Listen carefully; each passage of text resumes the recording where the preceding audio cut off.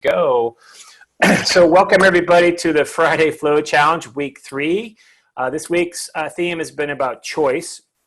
So as I was kind of brainstorming with Damon about, people we could bring on, one person in particular really stood out for me, Katie Llewellyn, who is a colleague of mine. She lives in Chico.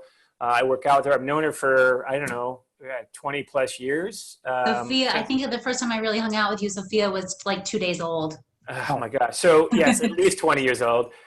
So Katie is really going to be talking about choice, and you can give a little bit more about your background, Katie, related to her work in therapy and looking at it from a therapeutic tool in a lot of ways. I think you kind of shared that with me. And then Barry Rutherford has been a good friend of mine as well for a number of years. I met him through my work with Speed of Trust and Stephen Covey. He's just become a good mentor and friend. And I thought it'd be great for those of us who do work in the business aspect, to kind of share how Barry kind of looks at using choice as a tool, as a person, but also in the professional context as well. He's got some great frameworks, and also has been has done some work with David Emerald, who has created the 3 vital questions related to the TED dynamic. So the empowerment dynamic, excuse me.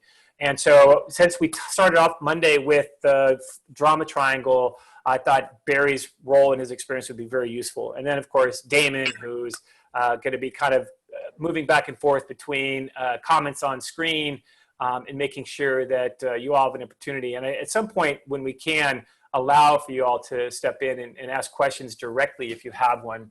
But we're going to be monitoring questions in the chat box. So if you have a comment, be sure you ask your comment or question within the chat box and not in the Q&A, okay? So with that, Katie, again, thank you. Barry, thank you. Damon, love you, brother. I love you all. Yep. Can we ask people to turn on their cameras? Is that okay? That's not possible because we're in the webinar platform. We're not in the meeting platform. Yep, okay. Yep. So that's part of the stuff. It's my bad. So no, it's not bad at all. It's just what is. And it's just that I know Paul, and he does not look like an avocado. Okay. I know Lauren too.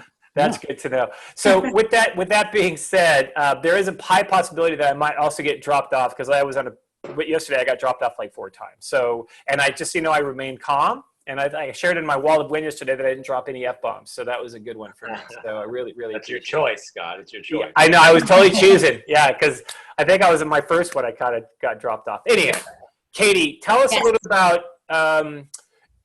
little bit about you, and then kind of the way you talk about choice as it relates to working in a therapeutic background, and choice as a tool for really the way you treat some of the stress and the work you do with your clients. So just give us a little bit about who you are, what you do, and how you use choice.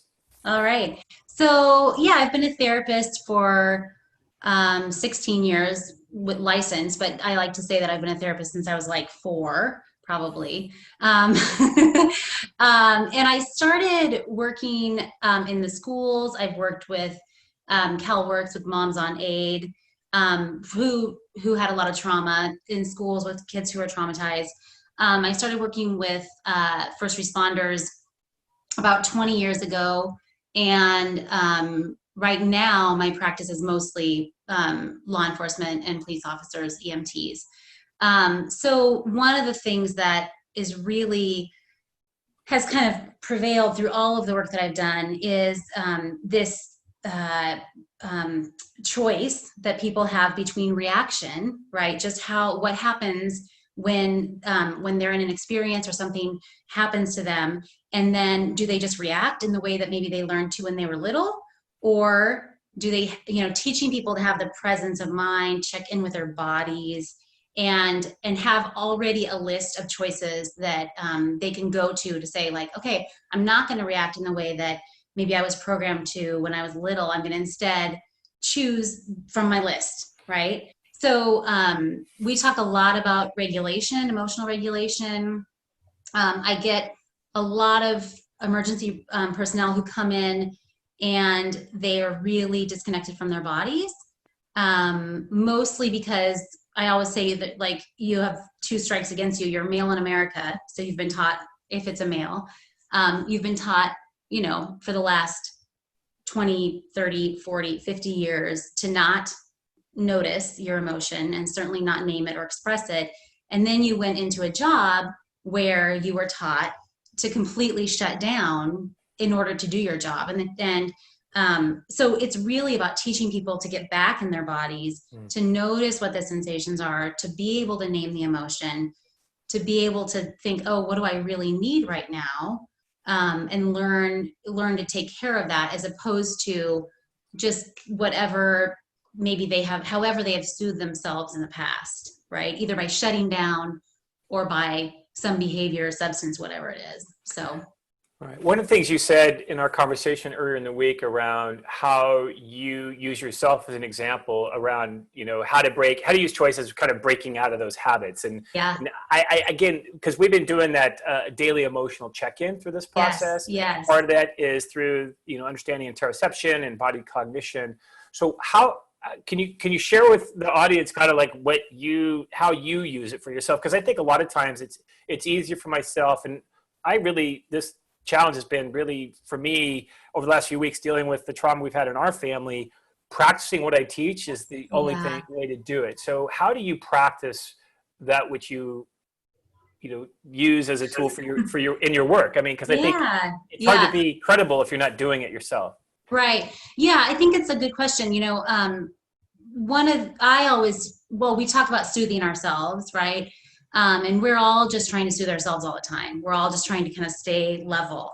And a lot of times we get in this cycle of the way that we have soothed ourselves for whatever reason becomes a source of shame, right? So we go to do that thing that we've soothed ourselves with, and we know as we're doing it, or maybe after we've done it, that it's not healthy. And instead of being able to go, okay, I was just soothing myself, we go down to I call it the what the fuck is wrong with me road. What the example I use is that we can use that thing that we've used to soothe ourselves as our little flag, right? And so I'll say, for me, it's food. And I'll say, so if I come home and I find myself opening the cabinet and looking at the Juanita's corn chips, that is it's a little red flag to me, oh, something's going on, right? So that is my cue to check in with my body. Am I stressed? Am I scared? Am I excited? What is it that's going on with me? And then naming it to tame it, name the emotion, come to the prefrontal cortex.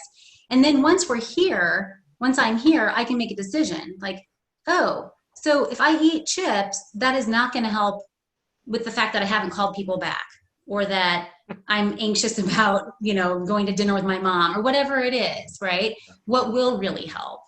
And then you can I teach people, okay, in that moment, what can you do? Breathe, huge glass of water, go for a walk, right? Take a shower, whatever your list is.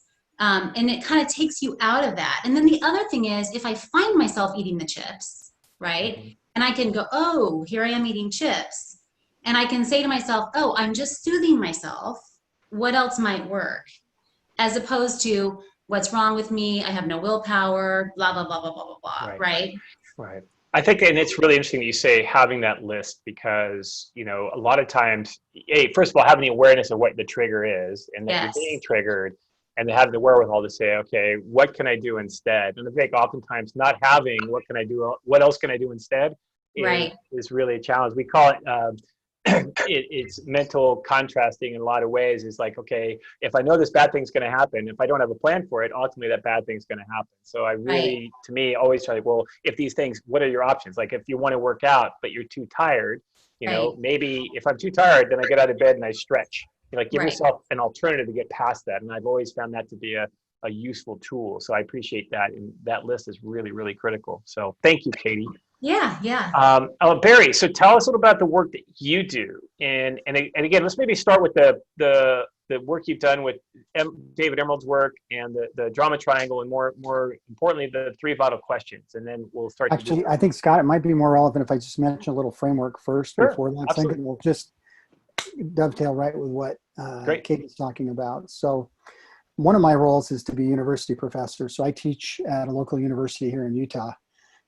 And I teach a required business ethics course for undergrad business students, which again, I think all students would benefit from that. But I started teaching about a year and a half ago, and I get these decks of slides, and they're kind of like, hey, yeah. I'm like, is there a curriculum? It's like, well, you can kind of pick from this stuff. So anyway, as I was trying to stay 1 to 2 classes ahead of my students, I was just like, wow. And there's so much information, so many philosophies. It was just overwhelming. I was trying to come up with simpler ways to frame all this stuff, and having a background with facilitation, mainly in the business world. But something kind of rested on me, and I remember to quote Stephen R. Covey was used a lot. I was actually one of his students when he was a university professor. And it's a quote that he did not create, but he read, but it often gets cited to him. And it's that between stimulus, what happens to us, and response, there is space. In that space lies our freedom to choose, our response. In our response lies all of our freedom and growth. Simple thought. It's been attributed to other people. Dr. Frankl, as you guys have mentioned, Right. had something similar, and Rollo May, maybe the one who actually created that. But through that, I've come up with a little acronym called SPACE, and it just is a way of framing what Katie's just talked about. So if it's useful to anybody, I'll run through that really quickly. Sure. And the first is to sense. And that's what Katie, I think, is saying here, is that I say it's increasing your sensitivity, and it is physical.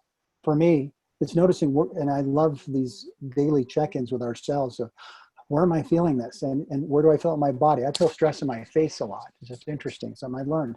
Or I'll feel it in my gut. And so it's physically what's happening. Why am I starting to get into fight or flight, freeze or appease? What's going on?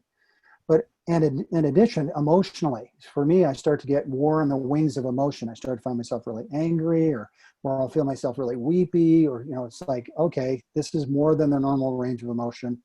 Something emotionally, what am I sensing? Mentally, my thoughts start to race. And again, Scott, you know about amygdala hijacks and these other things. And even you could call it morally or spiritually, depending on your belief system, but there's something down within me that's going, something's not right, or I'm not right. What's going on here? But that S is space. P is pause. And these, by the way, are S is sense, right? Sense. Thank you. Great. Thanks. Yeah. It's sense. That's what we'll call it sense. I'm just trying to make sense of what you're saying. Exactly. Thank you. I Glad you appreciate have the it, space Scott. to do that. Yeah. Thank you. So am I. This is working out well. E is for pause. And so some of the strategies you mentioned, Katie, and that we're starting to list here are things like, how do we pause? So deep breaths.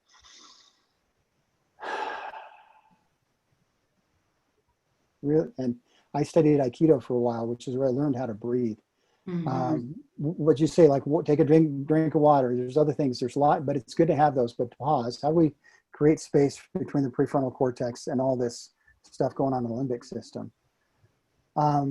The A stands for ask. And often I find there's questions that, just like you say, having a list of strategies to pause, there's also a list of questions. And they can be things like, well, what are the facts? What am I sensing? Mm-hmm. What are my options? Who are the stakeholders? These are more business, some of these terms.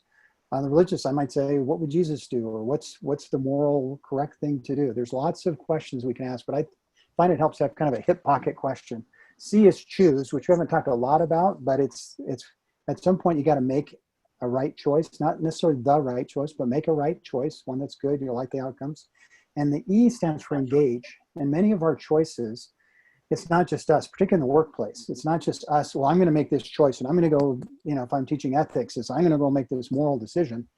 You got to engage other people in that. So I think space is just a simple way to remember this, but I find that all the things I'm teaching these students, it's one of the stickier ones where they'll just say, we'll give them a dilemma. They'll say, what would you do? Say, well, I'd create space. And it's like, well, okay, so tell us what that would look like. Right. Is that helpful? Yeah, one of the questions I have when you say the choose, right? And I guess one of the things that I'm always really mindful of is trying to get myself at least 3 choices with the same situation. Because if I have one choice, I'm stuck. If I have 2 choices, I'm now in a dilemma, So when you get into that choice phase, because again, I can only say, if I have a certain dogmatic that my choice is, if this is what so-and-so would do, and then that's what I'm going to do. It's like, well, there might be some other choices. So how do you kind of give people the muscle and the skill to think beyond? Because to me, it's like, is my choice going to contribute or take away? I mean, are there filters there to kind of think through to recognize that what other criteria do I need to be thinking about as I'm considering these choices? Is it good for me? Is it good for my family? Is it good for the environment? Is it good for my neighbor? Is it good for, or is it just self-interested? Because I think it's what I've experienced with stress. We know that when people are stressed, they become very self-interested, right? So that space component, how do you create enough space so that the choices, they're really in that moment, that fifth of a second, right? To kind of pause and think through, here are my options. And then having that list is really critical, because then I can maybe choose from the list. Is that what you mean by the choice? Giving part them of it. options? I mean, Okay. well, one thing I say actually in sense is that if you do not see two options, you don't have a choice. Mm-hmm. And I bet that's some of what Katie's work is doing, because this is the thing. I've looked back on my life. Journaling is one of the things that I've been doing for a long, long time. And part of it's just to go back and look at, boy, I'm just not still settled about something. And it's not a ruminating thing. It's that something's not sitting right with me. And I'll go back and say, oh, I acted like I didn't have a choice. And I did. And I knew it at some level, but I didn't want to turn to it, or I blamed it on my trigger or whatever it may be. But to be able to recognize, oh, I do have a choice, and to be able to see next time, what could I do next time? And to see an option before that next time occurs is helpful. But also the idea of a dilemma is not a choice between what's right or wrong. It's not always a moral thing. Sometimes Right. It's, you got two great options, or you got two lousy options. You don't like any of them. I like that, Scott, of having three or more things to consider. Yeah. And what makes it a dilemma is there are competing values. It's not Right. that, well, this is really terrible for me, and yet there's something that an addiction or soothing feeds for us. Otherwise, we wouldn't do it. Go like, no, I hate these things. I do them anyway. It's like going, no, there's something about it that is satisfying, and we've got these other competing values. And so, how do we help see that, and to make a conscious choice, to deliberately, and sometimes in advance, going, Right. I don't have to make this choice now. I'm being triggered. I already made the choice. Yeah, I think I've shared this quote on a couple of occasions, but the one thing that I've found in terms of really deciding a choice, especially around some of the issues that you deal with, Katie, or even, well, any of us have dealt with, is the idea of hard choice, easy life, Right. easy choice, hard life, and I think a lot of times, people think, we've tried to introduce flow to like the common man, because a lot of these flow programs are like multi-billion-dollar experiences, and they're just not accessible. And so being able to say to people, it's like, look, it's not, and that's why that first phase of flow is struggle, right? Yeah. It's not easy, right? And so, making hard choices is really a part of the process, I think, because I find if I'm able to stick to, and it goes back to, you said, Barry, about values. There's a body of science called psychoneuroimmunology, right? It's this idea, if I'm making choices outside of what I know is right, for me personally, if I'm compromising my values at my job, it's going to create stress for me because I'm not in alignment. So, one of the things we didn't do in this particular exercise, we did a little bit with the role, kind of the flow calibration wheel, in terms of thinking your role and how you want to be. But I think a lot of that is tied to what's important to you in those roles, and are you living into those things? And that's the value proposition that I think a lot of times sometimes can be unmoored of when we get stressed out as well. So I don't know if that speaks to some of the work you do, Katie or Barry, your experiences, or Damon, anybody. So Yeah, I mean, a lot of thoughts come up for me. I think another thing that's really important to understand from my perspective with my work is, when did we start making that choice? And especially with soothing behaviors, and often it was a coping strategy when we were little and faced with a powerless place.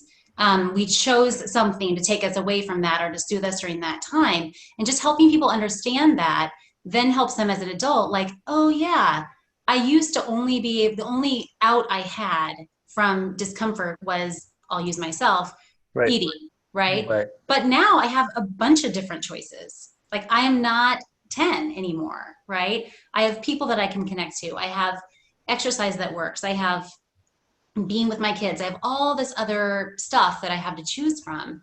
And so recognizing that and being able to name that, like, oh, here I am feeling like a 10-year-old, but I'm not 10.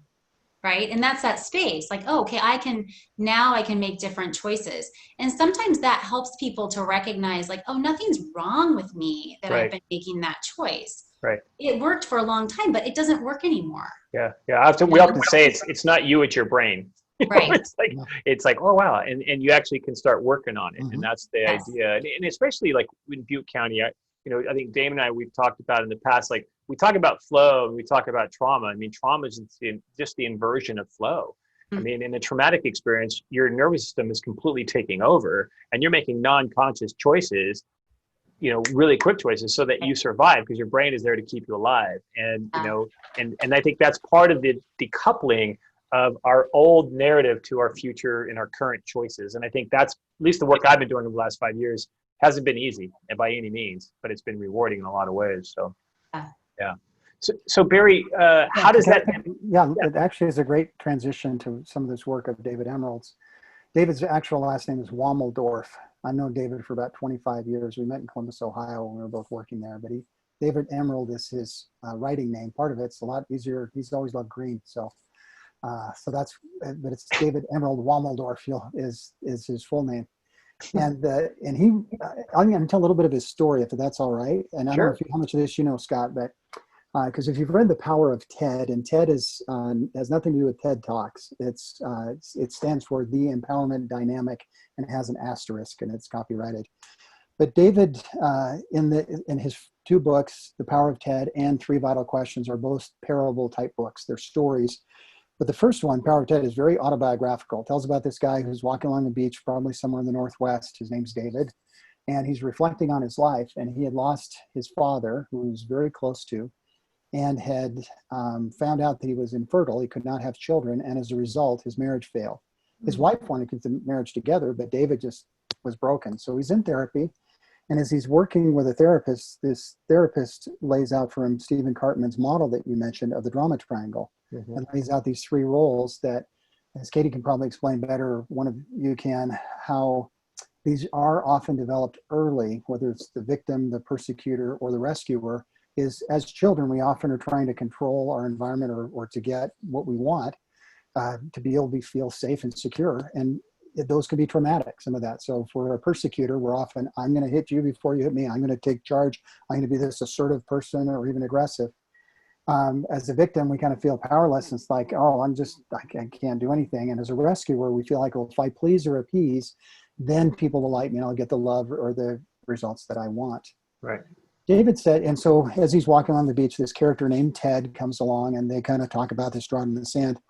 And Ted starts to explain to him some things. But let me tell you David's story. It's very powerful to hear David tell us. He said he was meditating. He says he has a daily meditation practice. And one day he's, whether you call it prayer or meditation, he said he was really contemplating saying, how do I get out of being a victim? It's like you had this diagnosis, but how do I emerge from this? And he said, and he just said, I kind of thought this thought or said it out loud. What is the antidote or what's the opposite of being a victim? And he said this word appeared in his mind, or almost like a voice spoke to him and said, chooser or a creator. And he said, creator. I could be a creator. And he gained a lot of power from that, seeing himself differently, and not just himself, but others. From there, he's some of his work has been coaching with an instrument called the Leadership Circle, and has done that at Notre Dame. And he said, I was working with an executive and I was kind of sketching out the drama triangle with him and was laying out creator. And I started realizing, well, what's the antidote for being a persecutor? It was challenger. And as you mentioned, Scott, in the video, and what is it for being what's the antidote for being a rescuer? It's being a coach. And so his work, Three Vital Questions, is his most recent book, is where he takes TED is more personally oriented. Three Vital Questions is set in the workplace. But it's helping us see the dynamics. They're often really easy to spot in other people. But the idea of a dynamic is that we're trading those roles very quickly. We're not just usually staying in one of them, we're moving. And recognizing how can we get out of drama and into empowerment? How can we choose to be able to be the people we really are and to help others to do that?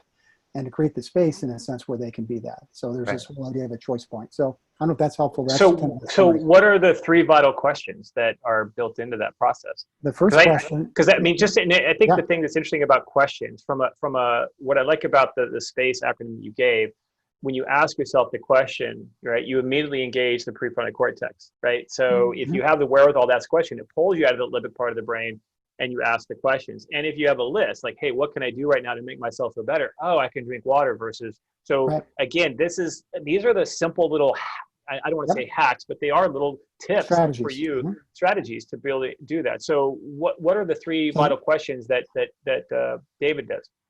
The first question, and by the way, I would say that, so I worked very closely with the Covey organization, both as a client, then worked at Franklin Covey, and then worked with Stephen M.R. Covey, where Scott and I met through my twin brother, but is around trust. But Dr. Covey was very much a synthesist. He didn't create the 7 habits. He can tell you that. He named them. He discovered, we kind of put them together.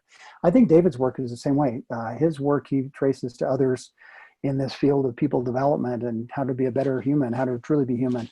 Sure. And the first question is, what are you focused on? Are you focused on problems? Are you focused on outcomes? Yeah. That's a big deal. And he's got a model called FISBE underneath that. That again, it's a lot. I don't want to give you a 2-day workshop. So what are we focusing on? What are you focused on? Yeah. Number 2 is, how are you relating? This is where the drama triangle and TED come in. How are you relating? Are you tending, if you're more problem focused, that's your orientation, you tend to go into drama. If you're more outcome focused, you tend to go into empowerment. Mm-hmm. Third one is, what actions are you taking? Simple little question. But he gets in this idea of baby steps, popularized by What About Bob? There's this little book. No, but it gets into creative tension. If you know, what's his name? Robert Fritz's work. Yeah. That's very much the thing about being able to stand in the future and to create the creative tension there, or let it be. They're simple little questions, but very, very powerful. And there's a lot of methodology around that David's developed. They can help people. So it's speaking very of helpful for teams. Yeah. So with questions, Katie, what are some of the questions that you pose, or how are they similar or different within the therapeutic world? Yeah, it's interesting because I think as I'm hearing Barry talk, it seems like a lot of it's like questions up here, right? And the work I'm doing now, especially, is really trying to help people kind of get out of here and drop down, right? So I'll frequently say, well, so how was that? How did that feel? Like, say if someone's on a critical incident or any incident, or they're remembering an incident, and they'll say, well, I thought that, I'm like, whoa, I didn't ask what you think. What's going on in your body? And they look at me like I have a hole in my head, initially, right? And I'll say, well, just what about right now? Right now, what's happening? So I'm always trying to get people to kind of get away, initially kind of away from thinking about it and into feeling about it, and learning what those sensations mean to them. Because then when they're on an incident, right, they do have to really come up to their brain. They're focused, they're in fight mode, so they're just going. But I want them at some point to check in and see what's going on with my body. How is this affecting me? Right. To have this like continuous circle, right? Right. Well, this goes right to what we were talking about last week with Michael Menino around the interoception and embodied cognition. That a lot of times, we talk about mind body, and he's saying the mind is the body, right? So there's an intelligence in our body, and if you've read the book Your Body Keeps the Score, it's a great example of that dynamic of recognizing that you hold trauma in not just up here, but in your body, and Yes. it can surface when it gets triggered, or you're in a situation and you're going to feel a sensation. And to make sense of it, I think what people don't realize is I always throw the number 1/5 up on a wall for people. I'll say, what does this number represent? Right? And it's not what you drank last night. This 1/5.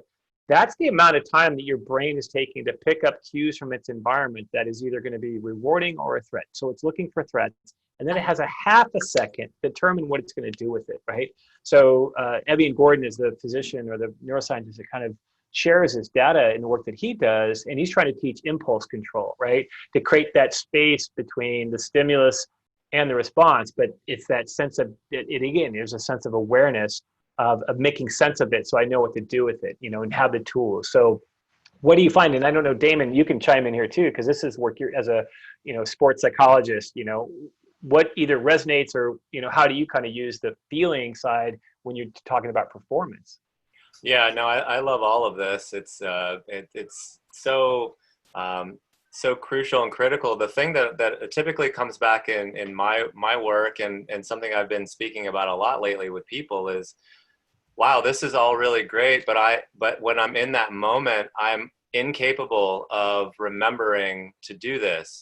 Which then comes back, Scott, you briefly said the word hack, and that's kind of where I like to go back to, is that there's no hack to be able to, just even if we intellectualize this, on one level, that's great. But, Katie, you work with a lot of people who go into really difficult situations, and I think about kind of a pre-mortem model in this way as well, that let's think about some of the expectations that might make me go nuclear, Mhm. that typically happen in my life.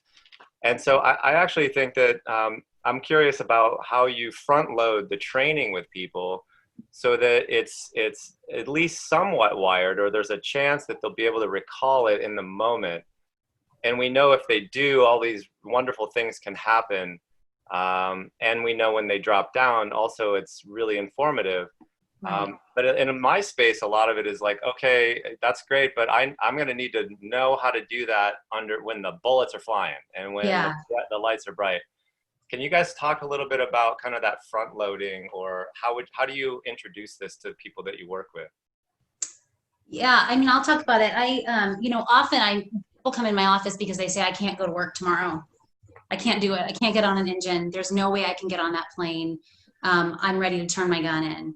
And what's happened generally is they're completely cut off. So they're suffering greatly, but they have no idea why or what, you know. So we work a lot initially on what are the things that have sort of been pushed down into your body, that now you have like this cutoff, right? And so you feel horrible, and you know you can't go to work, but you don't even know how to explain that. And so then creating that flow, right? Here, which then gets really scary. And what they say to me is, well, what if I'm on an incident and I all of a sudden feel blah, blah, blah, blah, blah, feel, right? And I'm like, that's okay. You're going to learn, you're feeling it anyway. You're just not aware of it, right? And so practicing creating that flow. And then I'll have people come in and say, okay, yeah, I went to this incident. I saw something trickling out of the car. I thought it was blood. I noticed my body get really tense. I took a deep breath. I named it. Okay, this is anxiety. I'm getting scared. And then I was able to just move on, right? Because the fear is, oh, if I express that, if I feel that emotion in the moment, I'm not going to be able to do my job. And I argue it's the opposite. If you don't start feeling that emotion, that's when you're going to freeze, because your body's going to be so overloaded that you're just going to be like, and we don't want freeze, right? So, so people, I think if we learn in that, it can just be really quick. Like, oh, what's going on right now? Oh, yeah, I feel it in my stomach. Oh, that's anxiety. Okay, now I've named it. Okay, now I can move through it, right? That's awesome. That's awesome. Yeah. I love that. Yeah, and it's funny as because sometimes I describe that as well to people I work with, and they're like, "Man, that sounds like it's going to take a long time." The way you just described it, I'm like, actually, right. Everything we just said is actually a split second. Yes. And it's more of, hopefully, we get to that level where we are, that fluent in our own emotional awareness. How about you, Gary? What stands out? Actually, I want to make sure I understand something. And I'm playing with an idea here, and I bet it's not original, but is this idea is like we're damming the flow, like a dam. Your Paradise got Oroville Dam, but it's this, we're stopping that versus let it flow. And it sounds so trite, but it is that feeling it. And when I think about sensing, there's the words you're using, Katie, ones I often talk about with senses. It's not just physical senses that we're having. Again, do pay attention to where it shows up in your body. But there's also a moral or spiritual or intuitive sense, whatever you call it. We have these other senses beyond our five physical senses. There's like Teilhard de Chardin said, we are not physical beings having spiritual experience, or we're not physical beings having spiritual experiences. We're spiritual beings having physical experiences. And I think embracing that wholeness of people, that we have this sense, and it's part of what we disconnect ourselves from and in others, that makes it so hard to be able to relate, because we are, in a sense, we're damning ourselves from feeling that, oh, this is a horrible thing that this person is going through, or that this is a difficult thing they've done to themselves, and I want to help correct that. I want to help serve them. Yeah. Well, it seems to me, what I observe too is that just in this struggle, people feel like they're broken if they're struggling, and that's that kind of internal projection around there must be something wrong with me, right? Versus, embrace the people have feelings. Yeah, we have feelings, and getting in touch with that kind of stuff, and especially around dealing with people with depression, where they're, they'll be pretty transparent with everything but what they're feeling. And then again, we know that when you suppress that emotion, your blood pressure goes up. And yet we know that if we're going to heal as a community, I was talking with somebody today, and he was sharing some stuff that was really heavy for him. He goes, it's so liberating to just express what I'm feeling to others. Yeah. And it's like, I'm glad you could share that with me, because he realized for him, that's the shift. That for him, and he's in a part of this challenge. So that's the shift for him, is to be able to express what he's feeling. And I'm all, thank you for sharing and feeling safe. But that was a big one. But you're not broken, Right. That's why struggle is a part of flow. Yeah, and so much of it, I think, is language. We use this language like I broke down, or I lost it, or there's all this language around when people have emotion. And I really am trying to help people use, different language around that. Like, just because you got sad at your father-in-law's funeral, you did not break down. You did not lose it. You were expressing emotion that is completely normal for humans. But we live in a culture that really is only accepting of happy or angry, right? Mm-hmm. But there's this huge range in between that we have. We just need to learn, what is that? That's so interesting. Just from the sports high performance perspective, one of the techniques or tactics that we use to reframe is around that. When we feel nervous, our hearts are beating fast, our mouths dry, muscles get tight, but that's the same thing as being excited. Right. So if we can use language, and I literally have people that I work with say it 3 times, like, I'm excited, I'm excited, I'm excited. And really kind of like getting used to the fact that those sensations actually mean it's go time, as opposed to it's time to cower and, kind of skirk away. So you're right about language. To me, is such a powerful one that maybe doesn't get as much airtime as it should, really. Yeah. I remember I used to work in juvenile hall, and we did a lot of work with the folks in there to describe how they were feeling, because we would have a situation where we would take kids on good behavior out to a football game. And one time we're out there, and this guy just started beating the hell out of some guy in the stand. And after we get everyone back and we're on lockdown, a couple days later, it's like, what's going on? He goes, well, I saw some of my friends over there, and I didn't think you'd let me, and I didn't know how to express myself. And so you punched that innocent bystander, Right. You added another several months to your case, and he just didn't have the words to express what he was feeling. And I think, that's another big part of it for me, is how do we start to help young people, or just people in general? Like, what are the words? What do we say to our kids? Use your words. But yet that's such a rational thing. So, we're trying to say, how do we look at this thing from a whole body? Like, where are you feeling that in your body, Yeah. So. Yeah. Or just, what do you notice, and we learn that if we have a healthy parent when we're an infant, right? When we're an infant in distress or excited or whatever, our parent, if they're healthy enough, they're reflecting that to us. So that just becomes part of our world. Like, oh, when I have this feeling, I have this person that's reflecting that to me. And so it's okay. But we don't all get that, right? We have this spectrum of who reflects what to us. And so a lot of times it's really difficult for people to go back and notice what's going on in their body and feel safe enough that if they let the world see that there's going to be healthy reflection. And that is something that, as an adult, like, that's what the therapeutic relationship is really all about. Like, sort of reprogramming that response, right? It's okay to come in here and be really angry. I'm going to just notice that you're angry. I'm not going to get mad at you. I'm not going to send you out. I'm not going to cry. I'm going to just reflect to you. Right. But I think the question is, what is going on? What do you notice? Right. And we should be asking kids that. What are you noticing right now? Right. Damon, you had mentioned that, we're doing the daily emotional check-in, right? And again, you're giving us words, and you're giving us the ability to find it in our body. We talked a little bit about it with Michael, and you shared a little bit about kind of what you're noticing. To Katie's point, this idea that we spend a lot of time in our heads. So what can we be doing to really, in addition to the emotional check-in, are there more strategies that we could be doing to kind of tap into that body intelligence, if you will, the emotional side? So what are you seeing on the data so far, Damon? Or The data is interesting. Yeah, I would say, I think the first thing that stands out, which probably is no big surprise, is that most people are feeling things in their head, Mm-hmm. right? Most people, I think it's 35% right now, and we have about 900 data points at the moment. So, 35% of people, when they're describing what they feel, they're doing it from their head, and So it's really what they're thinking. it's what they're thinking, Yeah. right? Yeah.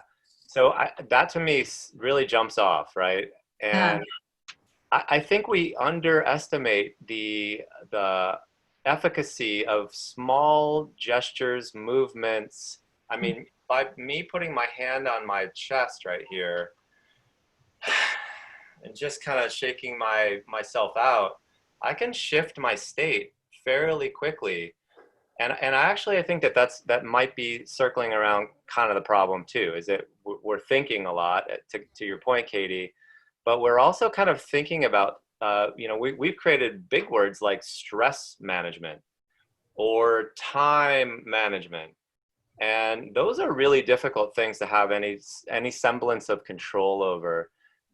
But I do believe state management is something that we should be more geared towards. And when we become more geared towards that, talk about mini wins. I mean, I shared last month that I was in kind of a full meltdown moment, and I found the wherewithal I had to make lunch for my daughter. I found the wherewithal to kind of make macaroni and cheese with peas like a Zen master.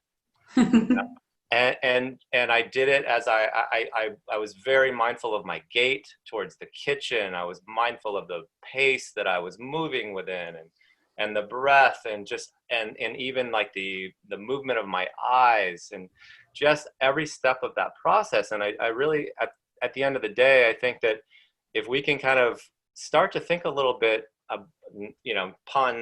sorry about the pun, but not think so much, get a little bit more of that data from our bodies.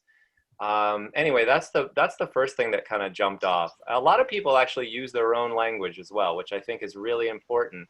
In fact, I think some of the science says create your own words. Mm-hmm. You're going to become more interested in that, and you can activate it and give it its own meaning that's specific to you. And so language, like you use words like broke, but even language from 25, 30 years ago can still kind of keep you stuck in these places.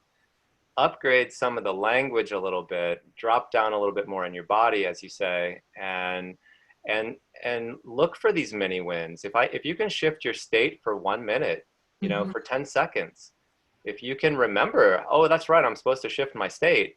That is, you are onto something with that. And these little micro adjustments is the way I sort of frame it, make all the difference between whether you stay on the path that you want to be on, or whether you kind of, veering off into the trees. So in that note about state management, again, it goes back to remember, we're here to talk, it's about choice, right? And so it's like recognizing, and I think that's why that list of options, like, hey, now's a good time to put my hand on my heart right now. You know what I mean? It's like, so I can get in tune.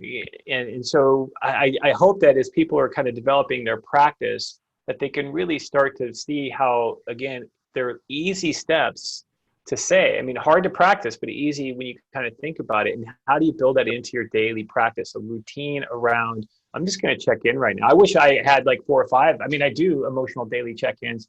After the loss of my father-in-law the last couple of weeks, for me, the emotion comes up. And what I've been trying to really do is lean into why this emotion is, why it's coming up for me, Mm-hmm. and I feel it, and it's like, wow, this has come, it's like in here in my gut, and I'm like, really want to explore it and let the tears flow, because 20-minute cry is about all I need, kind of stuff. And then I don't think I have any more water left, but the thing is, I'm so much lighter when I just let it go.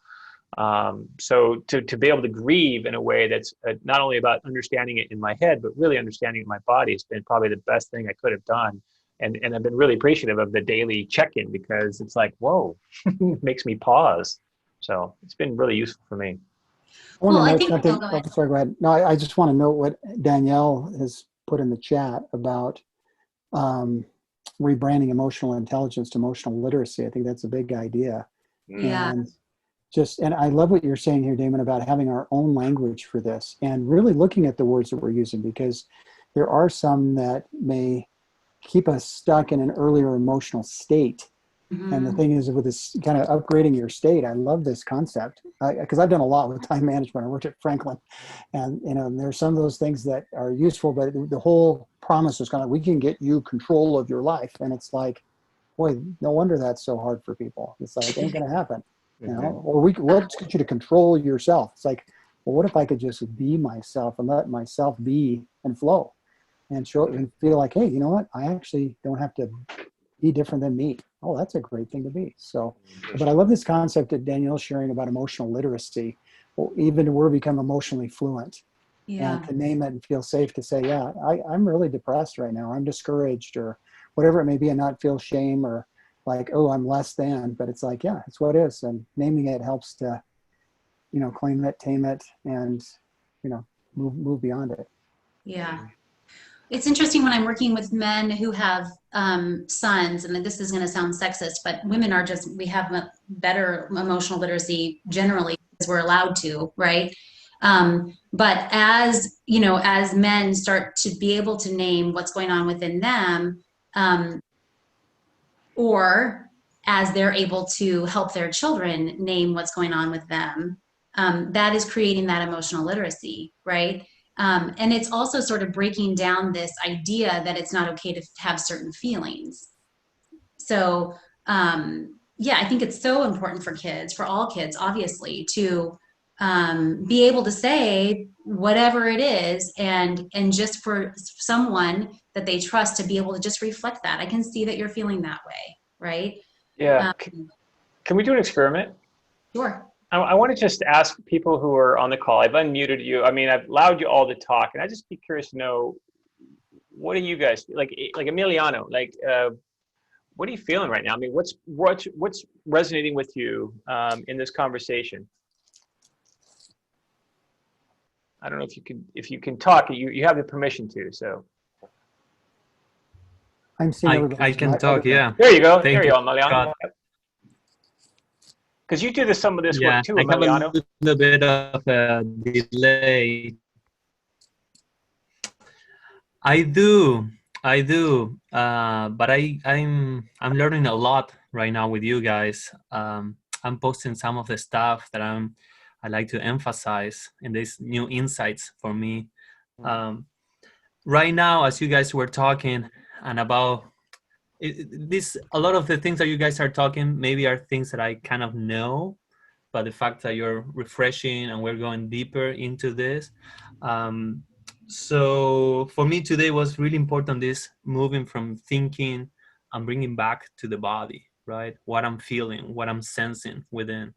So as the conversation kept going, I was noticing, I was trying to pay attention to my body.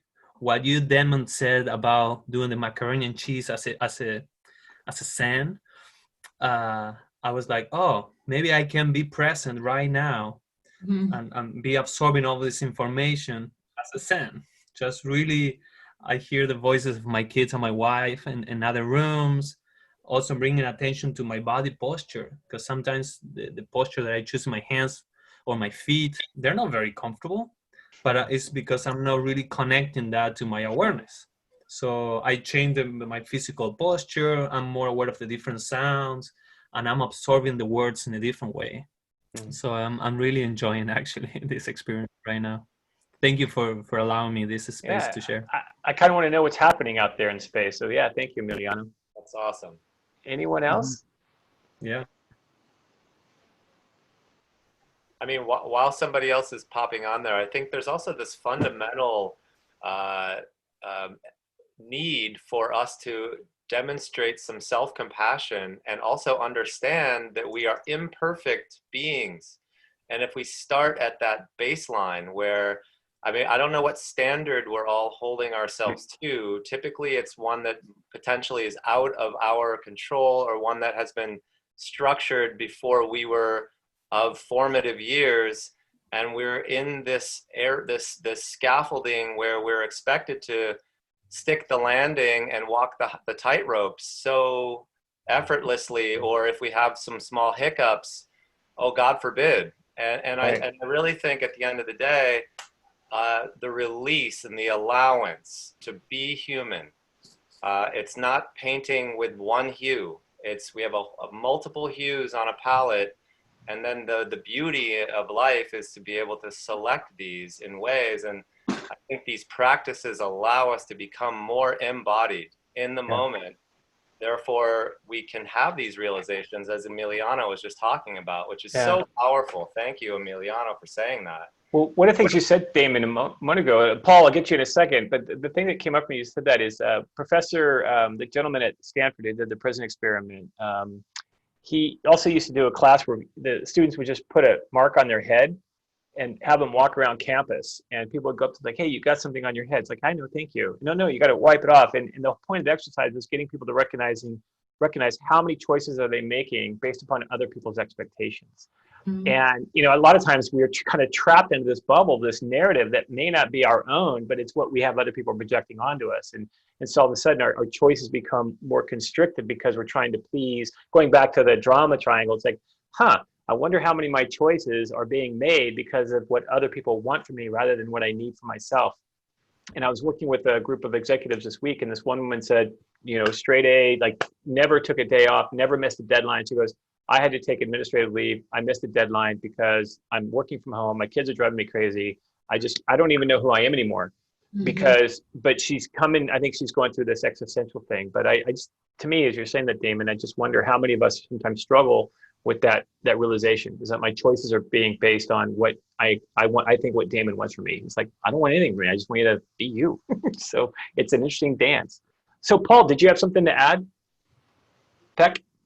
I did. Yeah. I had a funny experience with this, particularly with the emotional, the check-in, the daily check-in. At first I was really excited to see like a graph, and I was thinking about the data of checking in every day and how it would change.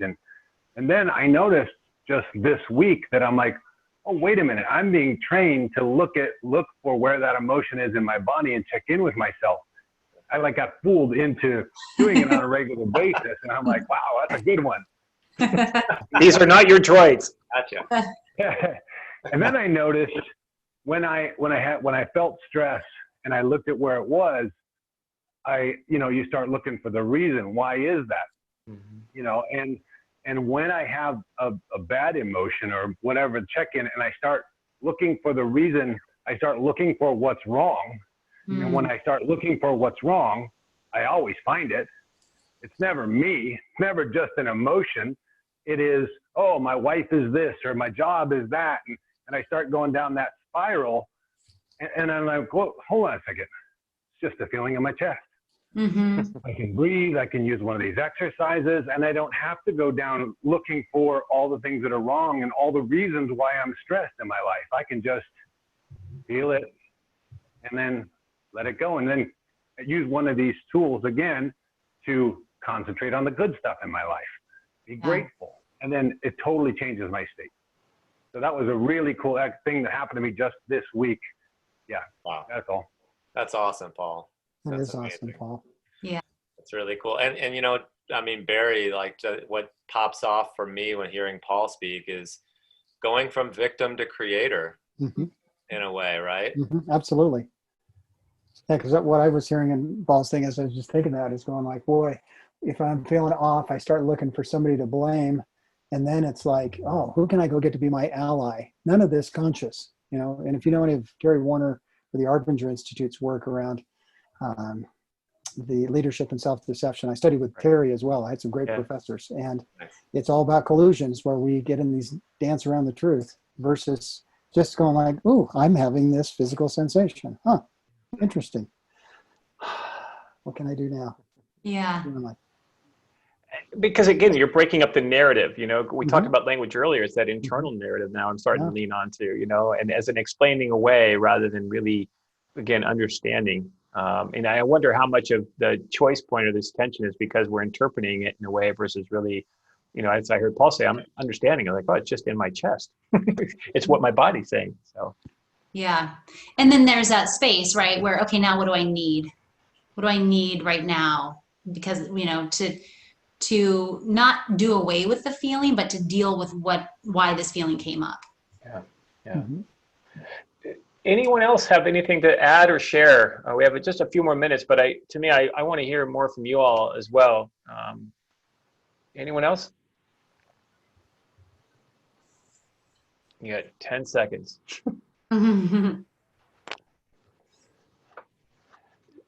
So until I see someone pop up there, I guess the question for me is, through this whole the last 3 weeks, we've talked about presence. And I think, what I'm taking away is just, again, I can choose what presence. And I think hearing Paul, like he's choosing the presence he wishes to hold in that moment. And I appreciate that, Paul. Thank you.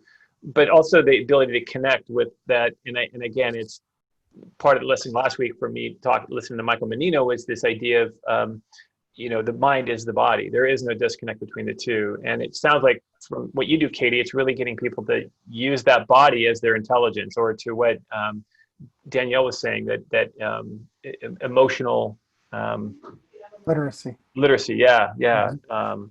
So and next week's going to be about growth. So I'm really excited to see how we kind of move forward in this. But is there any kind of way that, how can people reach out to you? I mentioned through the app, they can get a hold of both you, but if they want to take a deeper dive into these conversations, is that the best way to just say, hey, Katie, get a hold of me? Or that's fine. Or I don't even know where I would see that. Where would I see that? In a notification, maybe? Yeah, on the wall. They'd probably send you a note.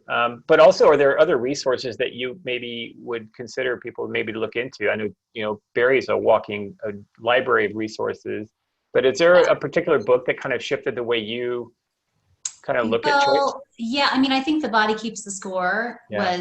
is really an important book to read about trauma. And I've seen Van der Kolk several times. I am more of an in-person person. By the end of my day, the last thing I want to do is read about self-help and therapy. And that's really the only time I have to read. So I am the worst nonfiction person on the planet. Give me a good novel and I can read one a week. But but The Body Keeps the Score is a great book, and it kind of encompasses, like, what are we talking about when we're talking about trauma? Where do we see that, and how does it affect the body? And then what can we do about it? And I love that, Van der Kolk, and when he's training, says, really PTSD is just the inability to be present. Mm. And he was in charge of writing the description originally in the DSM. He and other psychiatrists, we had to come up with all these things, but really they're just characteristics of not being able to be present, So I always think about that, so that really the antidote to our suffering, essentially, from experience, is being right here, right now. Because if we can choose to be present right now, almost every moment is going to be okay. Even if you're in the middle of a disaster, even if someone's dying in front of you, if you can be present, that there's beauty in that, right? If you're not worried about what might happen or connecting it to something that did. So I think that is like the most important piece, is just recognizing that, like, I have the choice right now to be present. And That's a then good switch. usually I'll be okay. Yeah. Thank you. Barry, Yeah. any final piece here? Well, I'd love to connect with anybody who'd love to connect. I'm just glad to be, and again, that can be through the app, or Scott, you can get a hold of me. I mean, it's like, I'd love to connect with people. Yeah. And if I can be useful. As far as David Emerald's work, he's got 2 books. One is called, let me write them out here. One is The Power, it's The Power of TED. And the other one is called 3 Vital Questions. As far as drama work goes, I think those are both really good. And not just about drama. It's how do you get out of it? How do you be aware of it? And a lot of that's like noticing. It's like, oh, wow, I'm in drama. Okay, good. I noticed. And how can I choose my way out of it? But, the space thing, something I've created. I'm glad to send people stuff on it. I haven't written any books or anything. I've got a couple articles, but I'm just, again, glad to visit and see if I can be useful. This is an amazing community, and I appreciate the love people are sharing. I'll look at my phone and go, oh, somebody's appreciating you. And it's like, oh, that feels great. And I'm glad to do the same. So it's a great community. So thank you so much, everybody, to be part of it. Thank you. Damon, next week is on growth. There's Mia, by the way. Next Hi, week Mia. on growth. Hi, Mia. Yeah. So next week's on growth, Damon. Yep. You're going to be taking us home. You're going to be giving us some time. So, what has been your takeaway on this third week for you? To me, this one is such a fulcrum. You know, the first couple, it's so powerful to be here now and just kind of, you know, as Katie said, kind of get into the present moment, and then, you know, start to explore and be curious about what's happening in the present moment. And then I feel like now this week is sort of like that week where we now understand that potentially we have more control than we thought. Mm-hmm. And the choices can be made in these small little moments, and they can be made in our minds. They can be made in our actions, our behaviors, in our ability to demonstrate compassion, our ability to feel deep emotion. And there's a lot of beauty, I think, when you reframe choice. And, you know, we typically just see like the crossroads. It's either that way or this way. And really choice is constant. It's always, and why I think that's so refreshing is that I don't necessarily need to hold on to the last 10 minutes or last hour. I have the choice now to elect to let that go and to be completely immersed in what's happening right now. And I feel like that does segue beautifully into growth. I think that when we realize choice is myriad in that way, growth ends up becoming myriad as well. And so I think what we'll try to do next week is really help people to facilitate, you know, and water those seeds that are specific and individual for each one of us. In a way, and also hopefully in a group flowy type of way as well, where we can kind of, you know, cheer each other across the finish line, if you will. So That's awesome. That's yeah. awesome. Well, I want to make sure there was an important question here that Catherine asked real quickly. The flip side on the trauma thing. On the flip side, how can you be present with people who are suffering with trauma? Yeah. What are your thoughts on that one? And we'll call it a wrap. I don't want to leave that one hanging because that's a big one. Because there is a lot of people out there who are dealing with it. And how can we be? I mean, hold the space is very sad, but therapeutic wise, how can? Are you asking? Who are you asking? Yeah. I'm asking you, Katie. How can we hold space for people like that? I mean, Yeah, I mean, I do it all day, every day, and my clients actually often ask me, like, how do you do this all day long? And I think for me, the recognition that it's nobody's job to make anyone feel any different. Mm-hmm. So if I'm sitting with someone who's in the middle of trauma, which I have been for now the last 18 months, certainly, if I get into this like, oh, how am I going to make them better, or how am I going to make this okay, that is exhausting and pointless. So really what we need when we're suffering is we just need someone to see that we're suffering, right? And so I think the most important thing is just to be able to be there, but also be able to reflect, you know, like, that is really sad. Or, you know, of course you feel that way. Your house burned down. Or people will say, you know, it's been too long. And I'll say, well, who says it's been too long, right? I mean, so I think that's what just like when we're itty bitty baby, right? And we're crying, what we need is a mom or dad or someone to be saying, oh my gosh, you're so upset. How can I make you feel a little bit better? I'm just going to do that, right? So not jumping in to try to solve the problem, but instead just being there and reflecting the feeling. And I think on that note, we talk about the greatest sense of being in flow is when you are in deep conversation with somebody, and maybe just being and holding space for someone to just let it out can also probably be a pretty high flow trigger. That deep listening is a flow trigger. So yeah. Can I say one more political thing? It's not that political. Okay. I think that what is happening when we're seeing, might make me cry, when we're seeing police kneeling with protesters, is they are reflecting that feeling. And so when that happens, the protesters don't need to be the screaming, yelling 2-year-old that's saying, please listen to me, please listen to me. They're feeling seen. Mm-hmm. Yeah. So just that presence, just, right, it brings everything down. Yeah. Well, you're seeing people doing the flash dances now too. They're together, they're dancing together. But yes. You know, as you say that, I think we talk about the psychological safety and you know, Amy Edmondson's work when she talks about, you know. Oh, Scott, you froze. Mm-hmm. He's Wow. contemplating his choice. right? I hope that's what it is. It's taking Hope he's not feeling space. stressed. I Yeah, hope he's that's taking a what it little space. Yeah. is. He is looking up. That's good. Hey, this is flow. When you can extend Exactly. a moment like this, Uh-huh. this is really impressive. Yeah. That's powerful, Katie. You know, and I have an 8-year-old, and I know that if I'm trying to control the dynamic of the situation that we're in, it's miserable for both of us. But Mm. when I kind of come into, you know, her space, if you will, and bring my eye level down and engage. You know, sometimes I think of it as adults have like these really strong flashlights, and we're pointing them forward, and we have to get there. And kids have these beautiful little lanterns that just splay around them, and they're just like, "Wow, that's cool. Oh, that's cool." Right? And Yeah. I think being seen is really what's her push point with me. Is when she's grouchy with me, it's because I'm not seeing her. Mm-hmm. And when I see her, then it's magic.